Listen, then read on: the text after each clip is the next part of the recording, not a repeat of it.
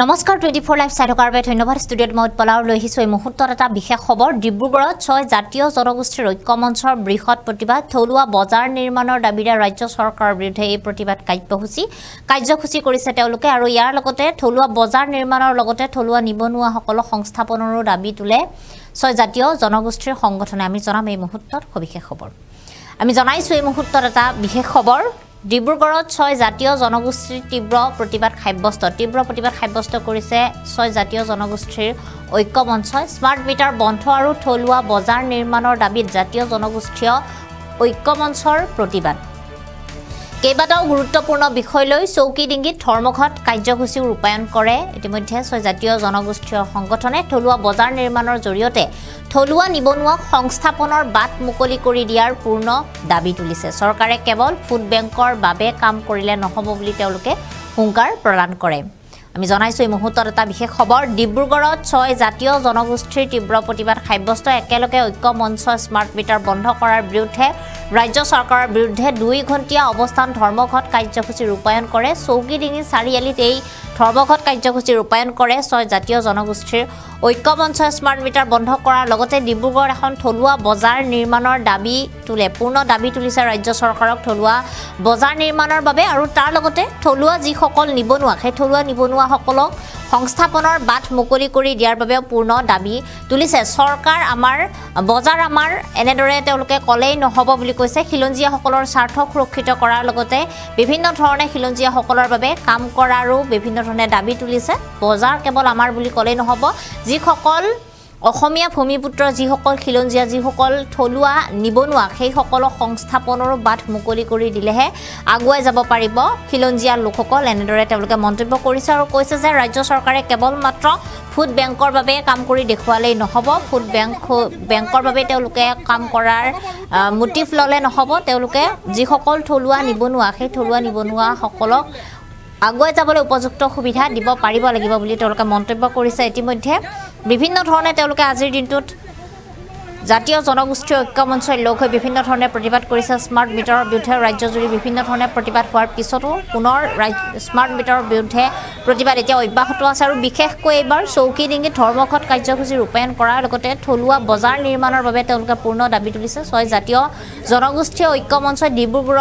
ডিব্ৰুগড় চহৰৰ মাজত এখন থলুৱা বজাৰ নিৰ্মাণৰ বাবে তেওঁলোকে দাবী তুলিছে আৰু থলুৱা নিবনুৱাসকলক সংস্থাপনৰ বাট মুকলি কৰি দিয়াৰ বাবেও পূৰ্ণ দাবী তুলিছে আৰু যদি এই দাবী বা এই পদক্ষেপ যদি চৰকাৰে তেওঁলোকৰ বিৰুদ্ধে গ্ৰহণ নকৰে তেনেহলে আগন্তুক পঞ্চায়ত বা বিধানসভা নিৰ্বাচনত চৰকাৰৰ বিপক্ষে কাৰ্যসূচী ৰূপায়ণ কৰিব বুলিও তেওঁলোকে স্পষ্ট কৰি দিয়ে এই মুহূৰ্তত মন্তব্য আছে কিছু সেই মন্তব্য আমি আপোনালোকক শুনাইছো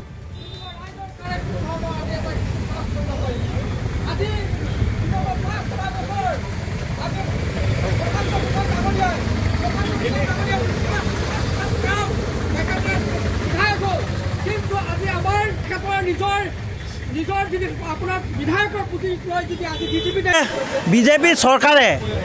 খিলঞ্জীয়াৰ কথা কৈ চৰকাৰ গঠন কৰিলে তেখেতলোকে আমাৰ সৰ্বানন্দ সোণোৱাল ডাঙৰীয়াই খিলঞ্জীয়াৰ কথা কয় মুখ্যমন্ত্ৰী ডাঙৰীয়াই খিলঞ্জীয়া অস্তিত্ব ৰক্ষাৰ কথা কয় আজিৰ দিনত কওকচোন আপোনালোকে খিলঞ্জীয়া সুৰক্ষা আছেনে খিলঞ্জীয়াৰ যদি সুৰক্ষা আজি থাকিলেহেঁতেন আজি খিলঞ্জীয়া ৰাইজ আজি ৰাজপথত আন্দোলন কৰিবলগীয়া নহ'লহেঁতেন আজি মুখ্যমন্ত্ৰী ডাঙৰীয়াই আপোনালোকে খিলঞ্জীয়া যদি বৰ্তমান সময়ত সুৰক্ষা আছে আপোনালোকে কোনটো এংগুলৰ পৰা সুৰক্ষা আছে আপোনালোকে এটা নজিৰ দেখাই দিয়ক অসমত খিলঞ্জীয়া সুৰক্ষা আজিলৈকে প্ৰদান কৰিব পৰা নাই এই চৰকাৰখনে আৰু এই চৰকাৰখন যেতিয়াৰ পৰা আহিলে অসমত যিমান জাতি জনগোষ্ঠীৰ ধৰ্মাৱলম্বী লোকৰ মাজত এটা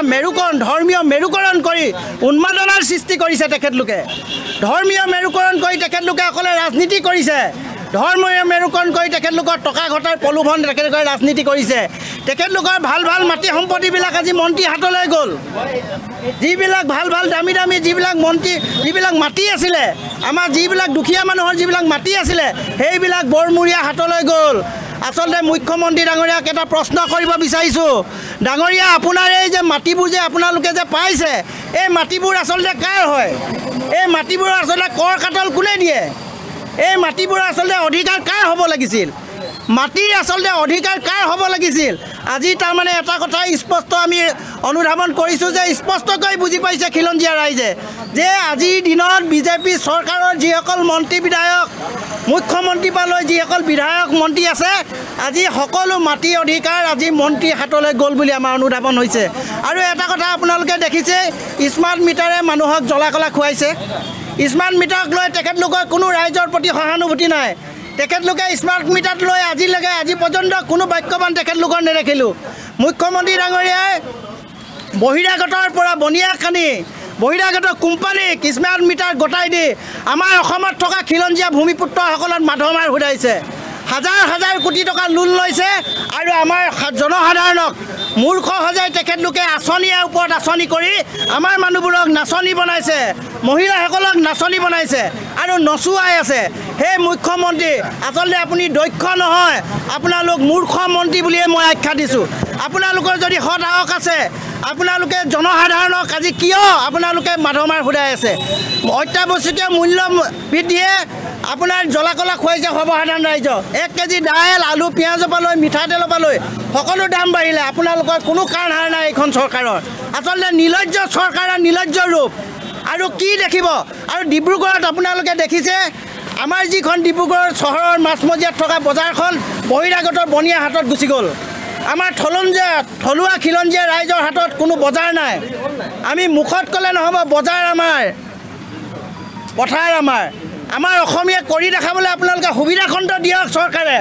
আপোনালোকে খালি য'তে মাটি দেখিব তাতে মুখ্যমন্ত্ৰী ডাঙৰীয়াই ন তথ্য লৈ তেখেতলোকে বাগান খুলিব মাটি ল'ব মনে যি পায় আচলতে এজন মুখ্যমন্ত্ৰীয়ে কি মনৰ ইচ্ছাই মাটি কিনা বেচা কৰিব পাৰে নেকি তেখেতক সকীয়াই দিছোঁ আমাক অতি শীঘ্ৰে ডিব্ৰুগড় চকিডিঙৰ মাছমজিয়াত আমাক 20 বিঘা মাটি খিলঞ্জীয়া স্বাৰ্থত কিন্তু আমাক এখন থলুৱা বজাৰ নিৰ্মাণ কৰি দিব লাগিব যেতিয়ালৈকে আমাক খিলঞ্জীয়া স্বাৰ্থত থলুৱা বজাৰ নিৰ্মাণ কৰি নিদিব তেতিয়া জাতীয় জনগোষ্ঠীয় ঐক্য মঞ্চই তেতিয়ালৈকে কিন্তু এই আন্দোলন সদায় কৰি থাকিব আৰু মুখ্যমন্ত্ৰী ডাঙৰীয়াক অনুৰোধ জনাইছোঁ আপোনালোকে যে ইয়াত যে বিঘাই বিঘাই মাটি লৈ আপোনালোকে বিভিন্ন অফিচ খুলিছে মন্দিৰ বনাইছে তেনেহ'লে তাৰ স্থলত ডিব্ৰুগড়ত কি এই জনসাধাৰণ খাটি খোৱা জনসাধাৰণৰ কাৰণে এখন থলুৱা বজাৰ নিৰ্মাণৰ কাৰণে আপোনালোকে মাটি প্ৰদান কৰিব নোৱাৰে নেকি সেয়েহে আপোনালোকক অনুৰোধ জনাইছোঁ যাতে অতি শীঘ্ৰে আমাৰ ডিব্ৰুগড়ৰ স্বাৰ্থত ডিব্ৰুগড় খিলঞ্জীয়া ৰাইজৰ স্বাৰ্থত আপোনালোকে এখন খিলঞ্জীয়া বজাৰ অতি শীঘ্ৰে নিৰ্মাণৰ ব্যৱস্থা গ্ৰহণ কৰক এই আজি আমি জাতীয় জনগোষ্ঠীয় ঐক্য মঞ্চৰ পৰা আপোনাক দাবী জনাইছোঁ ধন্যবাদ 11 দফীয়া দাবী লৈ ডিব্ৰুগড়ত গণযাত্ৰা কৰিছিলোঁ জনযাত্ৰাতে আমাৰ 2 নম্বৰ দাবীটো আছিল যে ডিব্ৰুগড়ত এখন থলুৱা বজাৰ নিৰ্মাণৰ কাৰণে থলুৱা বজাৰখন আমি এইটো কাৰণে বিচাৰিছোঁ যিহেতু ডিব্ৰুগড় চহৰখন জনসংখ্যাৰ দিশে বহুত বেছি হৈ গৈছে ভাৰসাম্যতাটো ডিব্ৰুগড় চহৰে ল'ব পৰা নাই আৰু ইয়াত গোটেই বহিৰাগত মানুহে গোটেই বজাৰখন দখল কৰি ৰাখিছে সেই গতিকে থলুৱা মানুহে আমি কওঁ যে খেতি আমাৰ বজাৰ আমাৰ কিন্তু খেতি আমাৰ হয় বজাৰটো ক'ত সেই বজাৰখন মুখৰহে কৰি থকা হৈছে আমাকতো চৰকাৰে আজিলৈকে সেই বজাৰখন তৈয়াৰ কৰি দিব পৰা নাই সেই গতিকে ডিব্ৰুগড় জিলাৰ জাতীয় জনগোষ্ঠীয় সংগঠনবোৰ লগ হৈ আমি জাতীয় জনগোষ্ঠীয় ঐক্য মঞ্চ গঠন কৰিলোঁ ঐক্য মঞ্চৰ চিন্তা যে ডিব্ৰুগড়ৰ চকিডিং চাৰিআলি আশে পাশে প্ৰায় 20 বিঘা মাটিত আমাক এখন থলুৱা বজাৰ নিৰ্মাণ কৰি দিব লাগিব চৰকাৰে আমি এইটো কাৰণে দাবী কৰিছোঁ এখন চৰকাৰৰ যি মুখ্যমন্ত্ৰী এই মুখ্যমন্ত্ৰী অসমৰ বিভিন্ন জেগাত তেওঁৰ ধৰ্মপত্নীয়ে বিভিন্ন জেগাত বাগান লৈছে মাটি কিনিছে বিভিন্ন ধৰণৰ আপোনালোকে সবে দেখা পাইছে সেই গতিকে আমি কৈছোঁ যে আমাৰ থলুৱা জাতীয় জনগোষ্ঠীয় ৰাইজসকলৰ সুৰক্ষিতৰ কাৰণে ভৱিষ্যতৰ আমাৰ অৰ্থনৈতিক স্বাৱলম্বিতাৰ কাৰণে আমাক এখন বজাৰ তৈয়াৰ কৰি দিব লাগিব সেই বজাৰখনে হ'ল চকিডিং চাৰিআলি আশে পাশে থকা মাটিত ইয়াত আমাৰ থলুৱা ৰাইজৰ যি কৃষি উৎপাদিত শস্য এই শস্যসমূহ আনি ইয়াত বিক্ৰী কৰিব পাৰিব আৰু লগতে তাত এটা কোল্ড ষ্টৰেজ বনাই দিব লাগিব কোল্ড ষ্টৰেজত যিহেতু আমাৰ বিভিন্ন দূৰৰ পৰা 20 কিলোমিটাৰ দূৰৰ পৰা 30 কিলোমিটাৰ দূৰৰ পৰা যেতিয়া মানুহবিলাক আহে তেওঁলোকে আকৌ শস্যবিলাক বিক্ৰী নোহোৱাবলৈ ঘূৰাই নিব অসুবিধা হয় ইয়াতে কোল্ড হাউচত ৰাখি তেওঁলোকে পুনৰ আকৌ যাতে বেচিব পাৰে সেই ব্যৱস্থা আমাক কৰি দিব লাগিব যদি চৰকাৰে এইখিনি ব্যৱস্থা কৰি নিদিয়ে তেতিয়াহ'লে ডিব্ৰুগড় জিলাৰ দল সংগঠন ঐক্য মঞ্চই এক গণতান্ত্ৰিকভাৱে ভীষণভাৱে এটা ডাঙৰ আন্দোলনৰ কাৰ্যসূচী ল'ব যি আন্দোলনৰ কাৰ্যসূচীত ডিব্ৰুগড় জিলাৰ সকলো ৰাইজে আমাক সমৰ্থন জনাইছে। সেই গতিকে আমি আমাৰ যি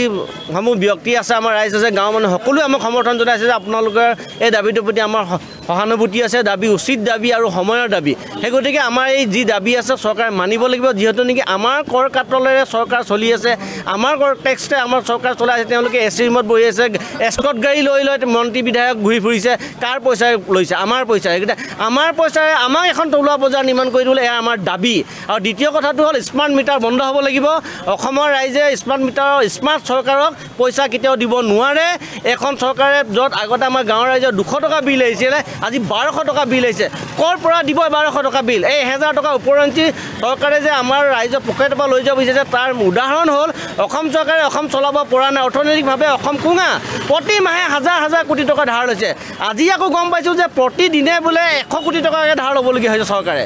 এই চৰকাৰখনে তেতিয়াহ'লে সেই পইচাবিলাক ক'ব, ৰয়েলিটি ক'ত পাব? সেই পইচা গৈছে ক'ত? অৰুণোদয় আঁচনিত গৈছে, স্কুটিত গৈছে, আৰু আঁচনিৰ নামত মানে ভোট ল'বৰ কাৰণে, পইচা দি ভোট ল'বৰ কাৰণে চৰকাৰে ব্যৱস্থা কৰিছে। সেইকাৰণে আমি ধিক্কাৰ জনাইছোঁ বিজেপি চৰকাৰক। 2026 চনত অসমৰ ৰাইজে, ডিব্ৰুগড় ৰাইজে যদি বিজেপি চৰকাৰ পুনৰ শাসনত বহায়, অসমীয়া ৰাইজে খাবলৈ যিসমূহ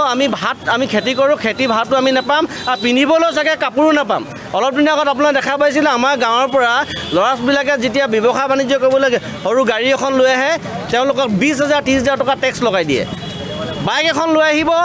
1500 টকা 2000 টকা ফাইন কাটি দিয়া হয়। তেতিয়াহ'লে চৰকাৰে কাৰ পৰা টেক্স ক'ৰ পৰা লৈছে? খাটি খোৱা অসমীয়া ৰাইজৰ পৰা লৈছে। হাজাৰ হাজাৰ কোটি টকা যে আদানী আম্বানীয়ে ব্যৱসায় কৰিছে, তেওঁলোকক কৰ কিয় মাফ কৰি দিয়ে? আজি শুনিছোঁ 5000 বিঘা মাটি আদানীক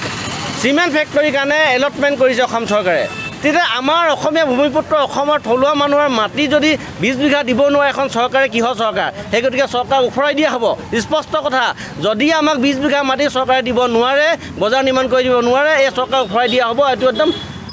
আপুনি একদম ভাবি লওক আৰু কি হ'ব ইয়াত। ইয়াৰ পিছত কিন্তু এক জংগী আন্দোলনৰ কাৰ্যসূচী হ'ব। স্মাৰ্ট পৰ্টৰ জৰিয়তে আজি মুখ্যমন্ত্ৰীয়ে যদি আমাক সহানুভূতি নাক নবঢ়ায়, তেতিয়াহ'লে কিন্তু পৰিস্থিতি বেয়া হ'ব। অৰ্থনৈতিকভাৱে নিবনুৱাসকল কিন্তু ভাঙি পৰিছে, কোঙা হৈ গৈছে।